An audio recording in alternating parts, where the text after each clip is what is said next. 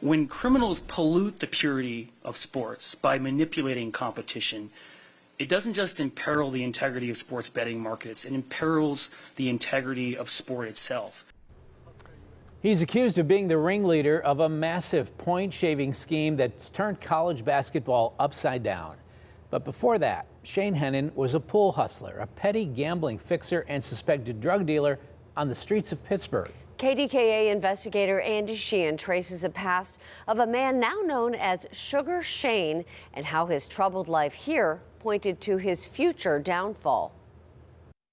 Trying to get like a 7 or 8 game win streak going right now. On 3 at the moment. On social media, he calls himself Sugar Shane, a sports betting swami with an uncanny knack for picking winners, dispensing hot tips for a fee while glamorizing his jet-setting lifestyle and holding wads of cash from his big scores on sports.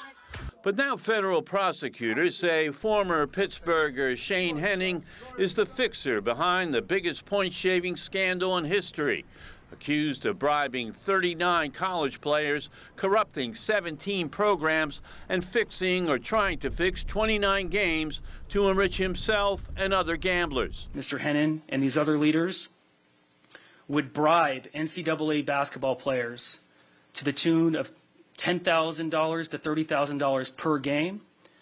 The player would then agree to deliberately underperform in the game. The feds say he bet millions, hundreds of thousands of dollars on individual games he's accused of fixing.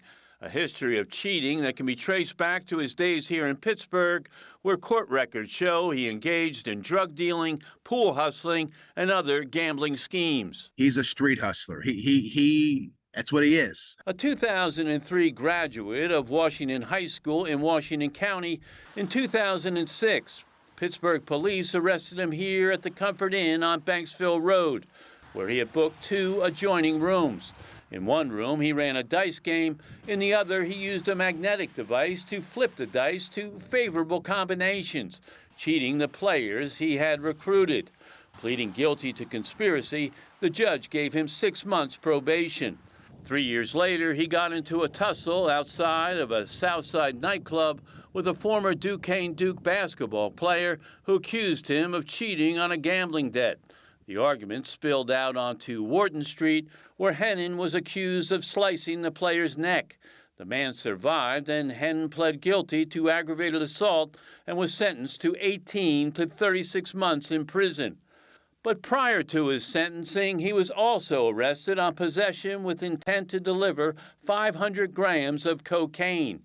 Rather than face additional jail time, he agreed to testify against his alleged accomplice. According to this transcript, under cross-examination by attorney Lee Rothman, Hennen admitted to drug dealing, gambling ripoffs, and hustling pool throughout the Northeast and Midwest.